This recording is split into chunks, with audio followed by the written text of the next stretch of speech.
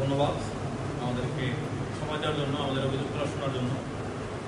আমি এদিকে একজন ভুক্তভোগী এবং সেই বিষয়ে আমি সেই আলোকপাতে আমি কথা বলবো। আমাদের দোহার উপজেলা অত্যন্ত গরিব বলবো না, কিন্তু বেশিরভাগ মানুষ নিম্ন শ্রেণীর।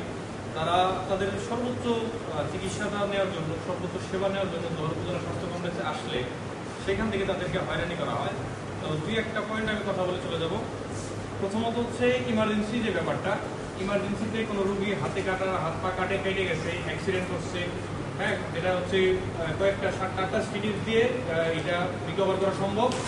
সেই সমস্ত রুগীদেরকে সেবা সম্পূর্ণ দিচ্ছে, এই বিষয়ে কোনো সন্দেহ নেই। কিন্তু সেবা দেওয়ার শেষে তারা সেই রুগীদের কাছ থেকে চা পানি খাওয়ার জন্য অতিরিক্ত টাকা আদায় করে নিচ্ছে। তারা চাইতেছে এরকম না, তারা জোরপূর্বকই আদায় করে নিচ্ছে। এবং আমার কাছে এরকম চাওয়া হয়েছিল, আমি দিতে অপরাধ বলছি যে আমি তো দেবো না, কারণ সরকার থেকে তাদেরকে আলাদা করে এটা তাদের স্যালারি দেওয়া হয়, সমস্ত কিছু তাদেরকে বেয়ার করে সরকার। আমার তো আলাদা করে টাকা দেওয়ার কিছু নয়। যদি কোনো হসপিটালে যদি কোনো খরচ দিতে হয় সেটা আমি আপনাকে দিব, এবং আমাদেরকে সেই রিসিপ্ট অথবা ডকুমেন্টস আমাকে দিতে হবে। সেটা দিতে পারেনি, সেজন্য আমার সাথে তর্ক বিতর্ক হয়েছে।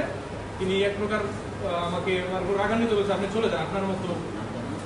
আমার নাম, তার নামটা হচ্ছে এক্স্যাক্টলি মনে হয়, আমার দেখলে চিনতে পারবো আমি। হ্যাঁ, নিচে আছে। তো উনি তুচ্ছতাচ্ছিল্য করে আমাকে বের করে দিলেন যে আপনারা আর আসতে হবেন এই জায়গায়। অবশ্যই এটা হচ্ছে আমাদের, আমি ভুক্তভোগী হিসেবে আমার অভিযোগ। এরপর গত পরশুদিন আমরা যে আসছিলাম, সেখানে আমরা যে অনিয়মগুলো আমাদের চোখে পড়েছে, তার মধ্যে সব থেকে অন্যতম যেটা হচ্ছে আমাদের রোগীদেরকে সিট পাওয়ার জন্য এবং কেবিন পাওয়ার জন্য আলাদা করে চার্জ দিতে হয়েছে। আপনারা, আমি জানি কিনা, আমাদের একটা ভিডিও সোশ্যাল মিডিয়াতে পোস্ট করা হয়েছে, সেই ভিডিওটা দেখে থাকলে আপনারা বুঝতে পারবেন। এই সম্ভবত পুরুষ ওয়ার্ডের একটা কেবিনে সেখানে 275 টাকা মূল্য নির্ধারিত থাকার পরেও সেইখানে তারা 600 টাকা দাবি করেছিলেন। তো ওই মহিলার কাছ থেকে হয়তো উনি বুঝতে পারেন নাই, তার কাছ থেকে 500 টাকা দাবি করেছেন। ওই লোককে আমরা ওই দিন খুঁজতেছিলাম, কিন্তু পাইনি। সেখানে আমাদের উপস্থিতিতে হয়তো তিনি সরে গেছেন, আমরা ওনাকে খুঁজেছি, পাইনি। তাদের জোর করে আবার ভয়ও দেখানো হয়েছে, অন্য কাউকে করলে সেটা করা হবে। হ্যাঁ, তো আরেকটা বিষয় হচ্ছে যেটা, আমি নিজে একজন পেশাগতভাবে একজন ফার্মাসিস্ট এবং কেমিস্ট। আমি একটি প্রাইভেট হসপিটালের সাথে জড়িত আছি। তবুও আমি কথাগুলো বলতে চাই, কারণ মানুষগুলোর সেবা, আমাদের দরিদ্র মানুষ যারা আছে তাদের সেবাটা প্রয়োজন। বিভিন্ন প্রাইভেট মেডিকেলের যে প্রতিনিধিগণ আছেন, তারা এখানে এসে আমাদের চেম্বারে ডক্টরদের রীতিমতো চেম্বারের ভিতরে ঢুকে ঘাড়ের উপরে বসে বলে দেয় যে এই টেস্টটা দেন, বা এই টেস্টগুলো, এই রুগীটা আমাকে দেন, এটা আমি টেস্টটা করাই নিয়ে আসি।